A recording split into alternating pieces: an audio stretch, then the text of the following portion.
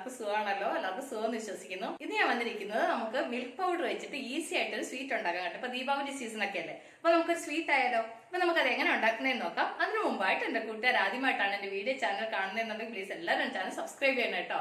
Subscribe ചെയ്യണം, അതുപോലെ തന്നെ ബെല്ലൈക്കൻ പ്രസ് ചെയ്തിട്ട് ഓളന്ന് കൊടുത്താലേ ഞാൻ ഡെയിലി ഇടുന്ന വീഡിയോ നോട്ടിഫിക്കേഷൻ കിട്ടത്തുള്ളൂ. അപ്പൊ നമുക്കത് എങ്ങനെ ഉണ്ടാക്കുന്നത്, അതിനിടുന്ന സാധനങ്ങൾ എന്തൊക്കെയാണെന്ന് നോക്കാം. അതിനുവേണ്ടി പാൻ അടുപ്പ് വെച്ച് ഇതിലേക്ക് ഒരു 1/4 കപ്പ് നെയ്യ്, അതിൻ്റെ കൂടെ ഒരു 1/2 കപ്പ് പാല്, അതിൻ്റെ കൂടെ തന്നെ ഒരു 1/2 കപ്പ് പഞ്ചസാര. ഇനി ഈ പഞ്ചസാര നന്നായിട്ട് മെൽറ്റ് ആവണം. അപ്പോൾ ഈ പഞ്ചസാര നന്നായിട്ടൊന്ന് മെൽറ്റ് ആവട്ടെ. അപ്പോൾ പഞ്ചസാരയെല്ലാം നന്നായിട്ട് മെൽറ്റ് ആയിട്ടുണ്ട്. ഇനി നമുക്ക് ഇതിലേക്ക് 2 കപ്പ് മിൽക്ക് പൗഡർ. ഇനി ഇത് നന്നായിട്ട് മിക്സ് ചെയ്യണം. കട്ടയൊന്നും ഇല്ലാതെ നന്നായിട്ട് ഇളക്കണം. ഇനി ഇതൊന്ന് ഡ്രൈ ആവണം, അതുവരെ നന്നായിട്ട് ഇളക്കണം. ഇത് കണ്ടിന്യൂ ആയിട്ട് ഇളക്കിക്കൊണ്ടേ ഇരിക്കണം കേട്ടോ. ഇത് നന്നായിട്ട് ഡ്രൈ ആയിട്ട് പാനിൽ നിന്ന് നന്നായിട്ട് വിട്ട് വരണം. ഒരു 10 മിനിറ്റോളം നന്നായിട്ട് ഇതുപോലെ കണ്ടിന്യൂസ് ആയിട്ട് ഇളക്കണം. ഈസിയാണ് ചെയ്യാൻ, വലിയ പാടൊന്നുമില്ല കേട്ടോ. എത്ര സിമ്പിളായിട്ട് ചെയ്യാൻ പറ്റുന്ന ഒരു സ്വീറ്റ് ആണെന്ന് അറിയാമോ. എന്തെങ്കിലും വിശേഷ ദിവസങ്ങളൊക്കെ വരുമ്പോൾ ഇങ്ങനെയൊക്കെ സ്വീറ്റ് ഈസി ആയിട്ട് ഉണ്ടാക്കാൻ പറ്റും. മിൽക്ക് പൗഡറും പാലും ഒക്കെ ഉണ്ടെന്നുണ്ടെങ്കിൽ മതി, കൂടുതൽ സാധനങ്ങളൊന്നും വേണ്ടല്ലോ. ഇതിപ്പോൾ കണ്ടില്ലേ, കുറച്ച് ഡ്രൈ ആയിട്ടുണ്ട്. ഇച്ചിരി കൂടെ ഒന്ന് ഡ്രൈ ആവണം. ഇനി നമുക്ക് ഇതിലേക്ക് കുറച്ച് പിസ്ത ചെറുതായിട്ട് അരിഞ്ഞത്, അതുപോലെ തന്നെ കുറച്ച് ബദാം ചെറുതായിട്ട് അരിഞ്ഞത്, അതിൻ്റെ കൂടെ ഒരു 1/4 ടീസ്പൂണോളം ഏലക്ക പൊടിച്ചത്. ഇത് നന്നായിട്ട് മിക്സ് ചെയ്യണം. കണ്ടില്ലേ, അപ്പോൾ അത് നന്നായിട്ട് ഡ്രൈ ആയിട്ടുണ്ട്. പാനിൽ നിന്ന് നന്നായിട്ട് വിട്ടു വരുന്നുണ്ട്. ഇനി നമുക്ക് സ്റ്റൗ ഓഫ് ചെയ്യാം.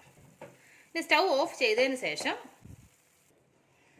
ഇതുപോലെ ഒരു പാത്രം എടുത്തിട്ട്, കേക്കിൻ്റെ പാത്രം ഇല്ലെന്നുണ്ടെങ്കിൽ നിങ്ങളുടെ അടുത്ത് കേക്കിൻ്റെ പാത്രം ഇല്ലെന്നുണ്ടെങ്കിൽ ഒരു സ്റ്റീൽ പാത്രം എടുത്താലും മതി കേട്ടോ. സ്റ്റീൽ പാത്രം എടുത്തിട്ട്, ഞാനിപ്പോൾ ബട്ടർ പേപ്പർ ഉണ്ടായതുകൊണ്ട് ബട്ടർ പേപ്പർ യൂസ് ചെയ്യുന്നത്. നിങ്ങളുടെ ബട്ടർ പേപ്പർ ഇല്ലെന്നുണ്ടെങ്കിൽ ആ പാത്രത്തിനകത്ത് കുറച്ച് നെയ്യ് തൂത്താൽ മതി കേട്ടോ. എന്നിട്ട് നമ്മൾ ഈ റെഡി ചെയ്ത് വെച്ചേക്കുന്നില്ലേ, അത് ഇതിലേക്ക് ഇട്ട് കൊടുക്കണം. എന്നിട്ട് അതിൻ്റെ മുകളിലേക്ക് കുറച്ച് ബദാം ചെറുതായിട്ട് അരിഞ്ഞത്, കുറച്ച് പിസ്ത ചെറുതായിട്ട് അരിഞ്ഞത്. ഇതൊരു ഷേപ്പ് വരാൻ വേണ്ടിയിട്ട് ഞാനിതിനെ ഒന്ന് സൈഡിലോട്ടൊന്ന് ഇത് ചെയ്തിട്ട് ഒന്ന് പ്രസ് ചെയ്യണം. പ്രസ് ചെയ്തെങ്കിൽ നമുക്ക് ഗ്യാപ്പ് ഉണ്ടാകത്തില്ല അപ്പോഴും, അതിന് വേണ്ടിയിട്ടാണ്. അപ്പോൾ നന്നായിട്ട് പ്രസ് ചെയ്ത് എല്ലാം റെഡിയാക്കി വെച്ചിട്ടുണ്ട്. ഇനി ഇത് 2 മണിക്കൂർ നന്നായിട്ടൊന്ന് തണുക്കട്ടെ.